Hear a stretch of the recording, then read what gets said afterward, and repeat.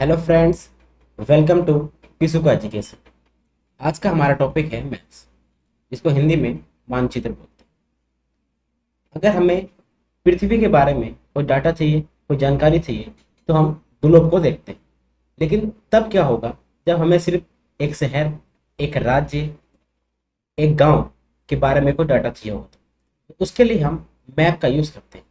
देखिए, ये भारत का मैप है। जब बहुत सारे मैपों को हम एक साथ रखते हैं तो हम उसको एटलस बोलते हैं। ये देख पा रहे होंगे, ये एक बुक है एटलस की। देखिए, जो एटलस है, एटलस के अंदर जो मैप होते हैं वो बहुत सारे वेरियस साइज के होते हैं, बहुत सारे मेजरमेंट्स होते हैं उसके अंदर, डिफरेंट स्केल से उनको बनाया जाता है। तो कई तरह के मैप की जो बुक होती है उसको हम एटलस बोलते हैं। देखिए, मैप के तीन प्रकार होते हैं, थ्री टाइप्स ऑफ मैप्स। उसमें पहला हैगा फिजिकल मैप, इसको बोलते हैं भौतिक मानचित्र। भौतिक मानचित्र में यह होता है कि उसमें हम माउंटेन्स और पठार, मतलब पर्वत, पठार और नदी और सागर, इन सब चीज़ों को देख सकते हैं। लेकिन इसमें यह होता है कि मान लेते हैं कोई देश हैगा, तो उसकी जितनी बाउंड्री है उसके बारे में हमें पता नहीं चलेगा। जैसे आप यहाँ पे देख पा रहे होंगे, ये है वर्ल्ड का मैप और ये है इंडिया का मैप। ये फिजिकल मैप है। इसमें आप ये नहीं बता सकते हैं, जो इंडिया का मैप हैगा, कि कौन सा राज्य की सीमा कहाँ पर है। इसमें आप ये बता सकते हैं कि कौन सा पर्वत कहाँ पर है, कौन सा पठार कहाँ पे है, कौन सी नदी कहाँ पर है और कौन सी झीलें कहाँ पर है। इसमें भी ये हैगा वर्ल्ड का मैप। इसमें आप ये बता सकते हैं कि कौन सा ओशन कहाँ पर है, ये और कौन से महाद्वीप कहाँ पर है। इसमें आप ये बता सकते हैं कौन सी नदियाँ कहाँ पर हैं, कौन से पठार कहाँ पर है, कौन से पर्वत कहाँ पर है। इन सबको हम बोलते हैं फिजिकल मैप। अब बारी आती है सेकंड टाइप की, इसको बोलते हैं पॉलिटिकल मैप, राजनीतिक मानचित्र।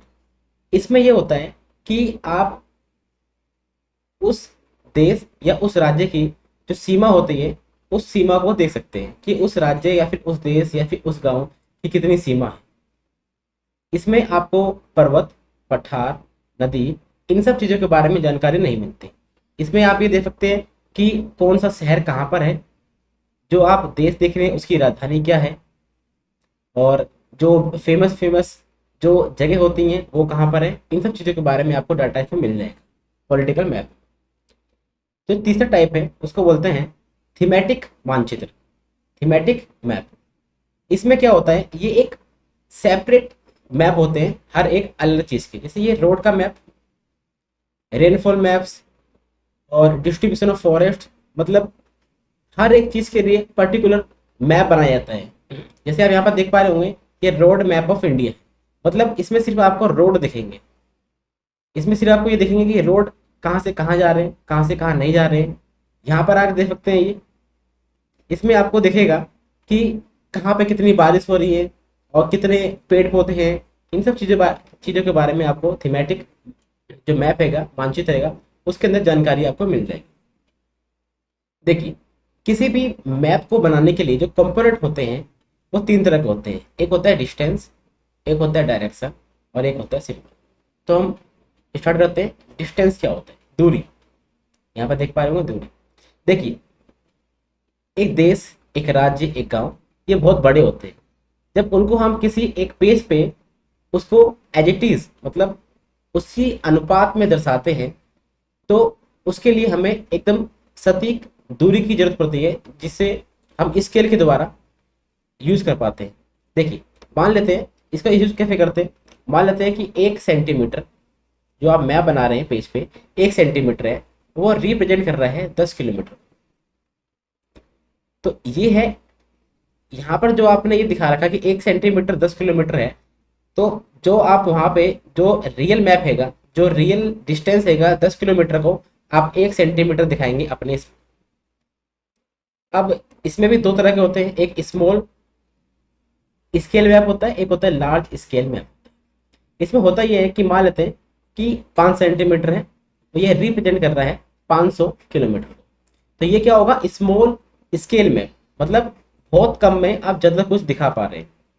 और एक होता है लार्ज स्केल मैप, मतलब जो आपका 5 सेंटीमीटर रहेगा ये किसको दिखा रहा है, 500 मीटर को सिर्फ दिखा रहा है।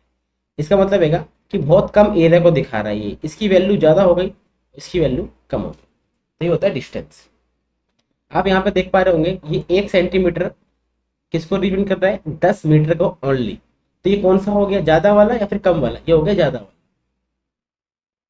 अब आती है बारी डायरेक्शन की, दिशा। देखिए आपने कोई भी मैप देखा होगा तो उसका जो राइट साइड होता है उसके ऊपर ऐसा निशान लिखा होता है और निशान लगा होता है और उस पर लिखा होता है उत्तर साइड। अगर आपको कोई एक डायरेक्शन पता है तो आप उससे 3 और डायरेक्शन के बारे में पता कर सकते हैं। ठीक है, अब देखते हैं कि प्रधान दिग् बिंदु क्या होता है, कार्डिनल पॉइंट्स क्या होते हैं।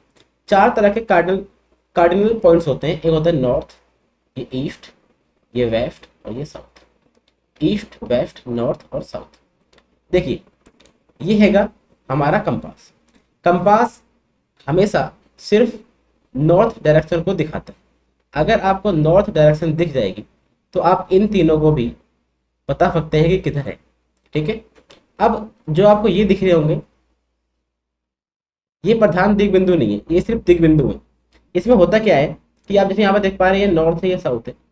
ये जो नॉर्थ हैगा और ये जो साउथ है ये इंपॉर्टेंट है, इसीलिए आप यहाँ पे देखेंगे ये नॉर्थ वेस्ट है। जो इधर होगा वो नॉर्थ वेस्ट होगा और जो इधर होगा वो नॉर्थ ईस्ट होगा। आपको दोनों में आगे क्या लगाना है, नॉर्थ लगाना है। दोनों में आगे क्या लगाना है, नॉर्थ लगाना है। ये वेस्ट किस तरफ जा रहा है इसलिए नॉर्थ वेस्ट हो जाएगा, और ये ईस्ट की तरफ जा रहा है इसलिए क्या हो जाएगा, ये नॉर्थ ईस्ट हो जाएगा। ये वाला एरिया, ये नॉर्थ ईस्ट और ये नॉर्थ वेस्ट। अब यहाँ पे ये वाला एरिया जो हैगा ये साउथ हैगा, ये इंपॉर्टेंट है। इसलिए आप जब इधर की बात करेंगे तो सबसे पहले आपको लगाना है साउथ, उसके बाद वेस्ट की तरफ आएगा तो साउथ और वेस्ट। इधर देखेंगे तो ये भी क्या आएगा, सबसे पहले आपको क्या लगाना है, साउथ लगाना है। उसके ईस्ट की तरफ जा रहा है इसलिए साउथ ईस्ट। तो आप समझ पा रहे होंगे। अब बात करते हैं सिंबल की। प्रतीक क्या होते हैं। देखिए जो एक मैप होता है वो हर एक चीज़ों को नहीं बता सकता कि कहाँ पे क्या चीज़ है, इसीलिए उसके अंदर हम कुछ सिंबल्स डाल लेते हैं। जैसे रेलवे लाइन के लिए हम ये और ये यही सिंबल यूज़ कर लेते हैं। सड़कों के लिए हम ये सिंबल यूज़ कर लेते हैं। जो सीमा होती है अंतर्राष्ट्रीय, राज्य और ये सब चीज़ें सीमा होती हैं उनके लिए हम ये सब चीज़ें यूज़ कर लेते हैं। नदी, कुआं, तालाब, मतलब हर चीज़ के लिए हमने कुछ सिंबल्स बना रखे हैं, क्योंकि जो मैप होता है वो हर चीज़ को रिप्रेजेंट नहीं कर सकता है। इसलिए हम सिंबल वहाँ पे लगा देते हैं जिससे चला पता है कि ये वहाँ पे क्या चीज़ हैगी, वहाँ पे क्या चीज़ नहीं हैगी। यहाँ पर आप एक मैप देख पा रहे होंगे, यहाँ पर आपको चल रहा है पता ये क्या हैगा, यहाँ से चल रहा होगा पता ये तालाब है, ये क्या है, ये क्या है। ये आपको दिख रहा होगा ये रेलवे लाइन है, ये सड़क है, ये सब दिख रहा होगा आपको, विद्यालय हैगा, ये मंदिर देख रहे हैं, नदी। ये सब सिंबल के द्वारा हो रहा है। अब बात करते हैं स्केच की। स्केच क्या होता है, रेखा चित्र क्या होता है। मान लीजिए रेखा चित्र वो होता है जो बिना स्केल के बनाया जाता है, मतलब उसमें किसी भी स्केल का प्रयोग नहीं होता। वो ऐसे ही काल्पनिक रेखा द्वारा बना दिया जाता है। मान लेते हैं कि आपका कोई फ्रेंड है और उसको आपके घर पे आना है, लेकिन उसको आपके घर का रास्ता नहीं पता है, तो आप उसके लिए काम कर सकते हैं कि आप एक पेज पे रफली कुछ भी उसको बताने के लिए रास्ता कुछ भी रफली बना सकते हैं। जैसे मैंने यहाँ पे बना रखा है, ये मेरा घर है मान लेते हैं, तो ये मेरे फ्रेंड का घर है, उसको रास्ता पता नहीं है तो मैंने ये बना कर खुद दे दिया, अब वो इसी रास्ते से आ जाएगा। ये एक तरह का क्या होता है, रेखा चित्र होता है, स्केच बोलते हैं इसे। अब बात करते हैं खाका क्या होता है। देखिए खाका ये होता है, मान लेते हैं एक रूम है या फिर एक घर, एक बहुत छोटी भी चीज के बारे में अगर हम किसी पेज पे उसका चित्र बनाते हैं या मानचित्र बनाते हैं तो उसी को हम खाका बोलते हैं। उसी को हम क्या बोलते हैं, एक छोटी सी चीज को रिप्रेजेंट करने के लिए जो हम मैप बनाते हैं उसको हम खाका बोलते हैं।